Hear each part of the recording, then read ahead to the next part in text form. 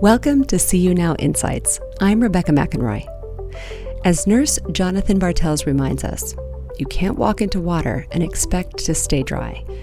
And although healthcare workers take on the world and stay strong, they still feel they need help. They, quote, get wet.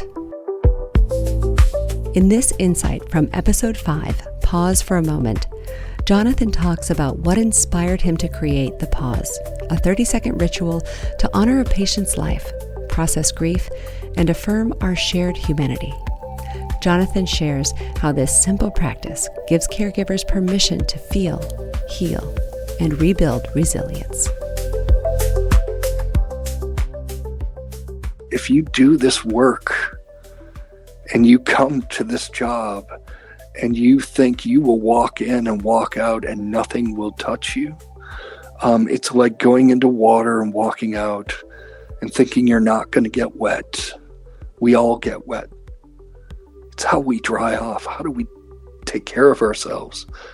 How do we heal so that we can continue to heal and care for others?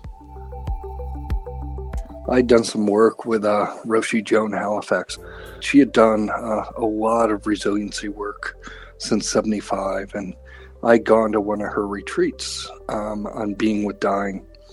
And I was exposed to a lot of different techniques, a lot of different means to approach resiliency, and a lot of, cathartic grief work myself.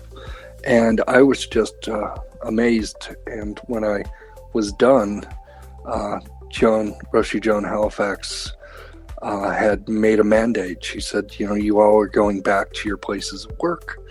You have to now make a change. You have to make a difference so that the benefit you received here will now help other human beings in your work area, in your support. A lot of the people I was on the retreat with were predominantly physicians and nurses, but they worked in end-of-life care. And I was one of the lone wolves that worked in emergency care. And so I kind of had to look at this mandate and try to figure out how can I apply this in the environment I am working in. And so I went back into the ER, back to work, with a new kind of vision of trying to find gaps, trying to find where would something like assisting others fit in to support my peers. And a pretty mass trauma came in. It was a mass casualty, and we had one of the individuals we were working on, and it was intense because we really worked hard on this particular individual. And in the end, of course, everything we did was for naught. And it was just the way it was. Her injuries were far too extensive to fix, even though we tried our best. And at the end of it, I noticed a chaplain kind of stand up. She'd come in the room late, and she said, before anyone leaves, I want to do a prayer. And so she stopped the room, and I was like, wow, that's really bold, stopping the room. The prayer that she didn't meet my needs because I was of a different faith. And I just felt kind of, well, that was cool. What can I do better? And how can I make this act of stopping and this act of honoring a more inclusive act? And that's where the inception of the pause came from. So the practice itself is, initially, it was a practice within the ER when someone passed away, when we worked on them and they died. And so the practice goes something like this. Before we leave the room, could we take a moment to honor this person in this bed? Would that be okay? And we wait for people to respond. And some people may say, I've got to go. Some people and some families may say, I wish you would not do that at this time. And it gives them permission to say no. But oftentimes people say yes. And the ones that say yes, stay. And when they stay, I then would say something like, before this individual came into this hospital, they were alive. They were loved by others, and they loved others. They lived a full life.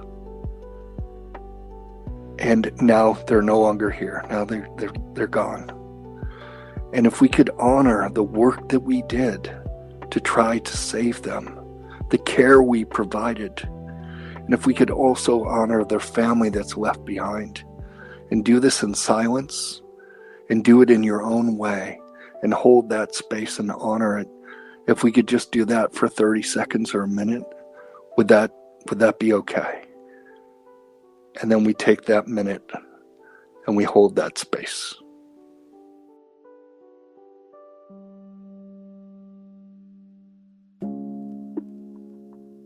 The practice of the pause is not a panacea.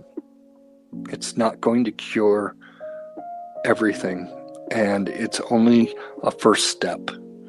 The real mindset behind the practice itself is to really address caring for ourselves while we take care of others.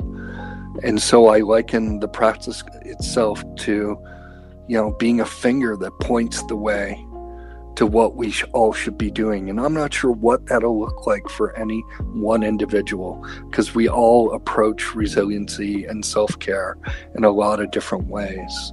But if the pause can help someone just briefly, for a moment, hold a space and heal in that moment, maybe it'll set a pattern for them to look further into how much more they can care for themselves.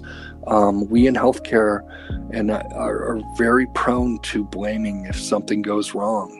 And sometimes things go wrong and we don't necessarily have the solution, and we may not be the cause.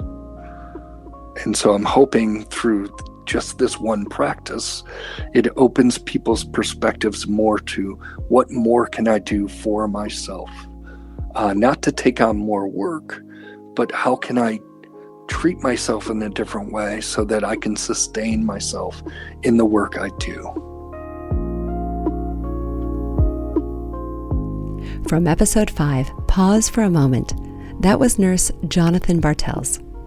You can listen to the entire show and find over 100 See You Now episodes in our library when you subscribe to See You Now wherever you get podcasts. For See You Now, I'm Rebecca McEnroy. Thanks for listening.